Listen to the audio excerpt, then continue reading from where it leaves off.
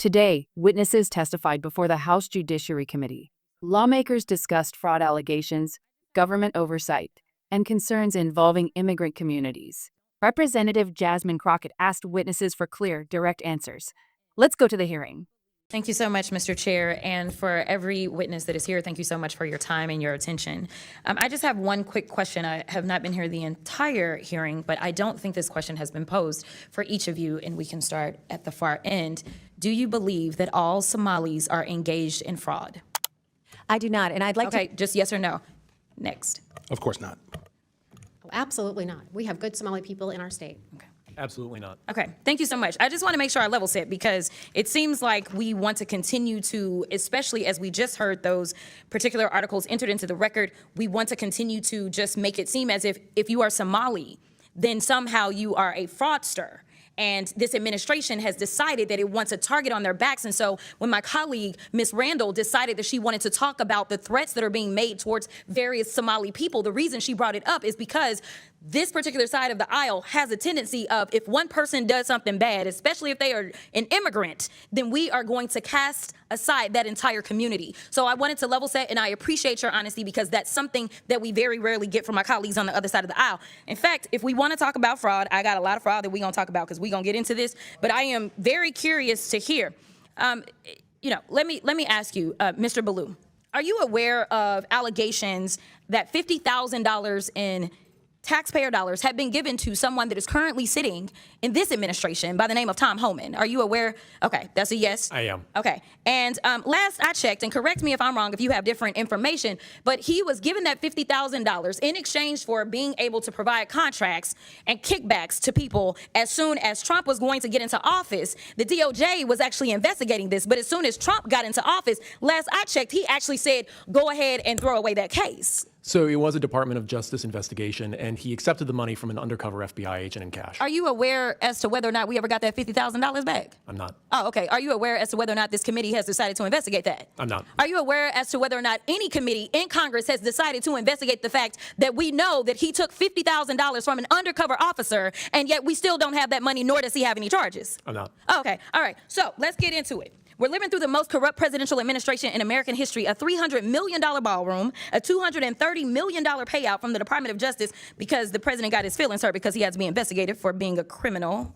Hundreds of thousands of taxpayer dollars spent at Trump-owned properties around the country, Trump-branded wine being sold at the Coast Guard exchanges, American taxpayer dollars being spent on DHS propaganda ads on Truth Social, awarding federal contracts to corporations in exchange for campaign contributions. Kash Patel flew his girlfriend around the country on a multi-million-dollar jet that taxpayers paid for. Kristi Noem gave companies she's affiliated with hundreds of millions of tax dollars, then went out and spent another $200 million on 2 private jets for her travel. For 12 months, this administration has been taking billions of taxpayer dollars from American people and have been giving it away to their own companies in the form of tax cuts, government contracts, or other government-funded subsidies. So Congress has a role in getting rid of fraud, I will admit that, in any federally funded government program. However, I think the fraud that the American people are concerned about is that the Republicans are taking away Americans' health care so that ultra-billionaires can get more tax cuts. The real fraud is the dehumanization and demonization of the working-class Americans and immigrants to distract folks away from corporate socialism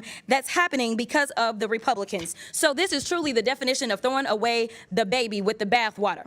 The Republican philosophy is that if the cost of living for the average American increases, they're on their own. But if the cost of doing business increases for the wealthiest people on earth, well, then it's the government job to bail them out. But I want to get to my last question because, Mr. Ballou, I got to give you a chance.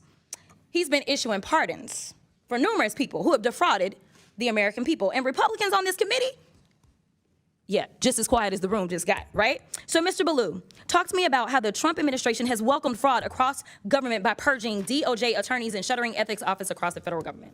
Well, one of the things that's been a common theme in this discussion so far is potential government employee involvement in some of these schemes. That hasn't been proven yet, but it does seem to be alleged.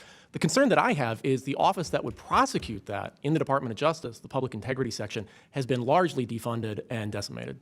Thank you so much. And my time has expired, but I do have some UCs, Mr. Chairman. You want to do them now? I do. Okay. The first one is from Truth Out. Trump grants clemency to executive who led $205 million Medicare fraud scheme. Without objection, ordered. The next one is Trump commutes sentence of Dr. Solomon Melgen, eye doctor, found guilty of Medicare fraud. Without objection, so ordered. The next one, healthcare fraudster Philip Esframaze is latest Trump clemency recipient to be arrested. He defrauded more than $1 billion from Medicare. Without objection, so ordered.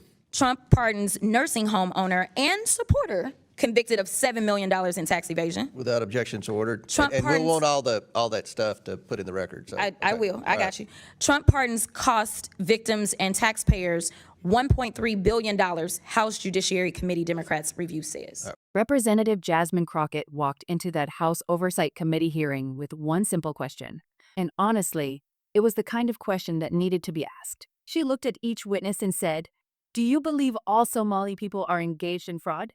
One by one, they answered, "Of course not. Absolutely not. We have good Somali people in our state." Now, why did she ask that? Because the entire hearing was set up to make it seem like if you're Somali, you're automatically a fraudster. And Crockett wasn't having it. She wanted to level set, as she put it, before getting into what was really going on. And then she went there. She asked about Tom Homan, the guy who's now Trump's border czar.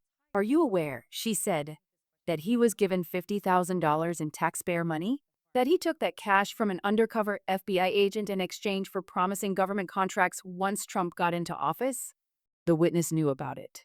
The DOJ was actually investigating it. But here's the kicker. As soon as Trump got into office, he threw the case away. Just like that. Gone. You don't need to agree on immigration policy to understand why this moment matters. If you believe in accountability, make sure to like, subscribe, and share this video. But Crockett didn't stop there. She laid it all out. A $300 million ballroom. $230 million paid out by the Justice Department because Trump got his feelings hurt. Hundreds of thousands of taxpayer dollars spent at Trump-owned properties. Trump wine being sold at Coast Guard stores. Taxpayer money going to propaganda ads on Truth Social, which Trump owns. Then there's Kristi Noem. She gave hundreds of millions in federal contracts to companies she's connected with. Then turned around and spent $200 million on 2 private jets for herself. And Kash Patel. He flew his girlfriend around the country on a multi-million-dollar jet, paid for by you and me. This isn't a one-time thing. This is a pattern. And then Crockett brought up the pardons. Trump has pardoned people who've committed massive fraud against the American people. Healthcare executives who stole from Medicare. Doctors who defrauded the system for tens of millions. A nursing home owner convicted of tax evasion. Altogether, these pardons cost victims and taxpayers more than $1.3 billion. So here's what Crockett was really saying. Republicans held this entire hearing to go after alleged fraud in Minnesota, targeting immigrant communities. Meanwhile, billions of taxpayer dollars are going straight into Trump's pockets, his family's pockets, and his donors' pockets. That's not a talking point. That's what's happening. What made this moment so powerful wasn't just the facts.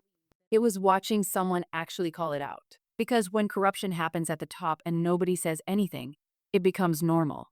It becomes acceptable. Democracy doesn't fall apart overnight. It happens slowly. When accountability only applies to some people. When the powerful get away with everything while the powerless get investigated for nothing. Crockett reminded everyone watching that we're the ones who have to pay attention. We're the last line of defense. That's why moments like this matter. Not because they're dramatic, but because they show us who's really being held accountable and who's getting protected.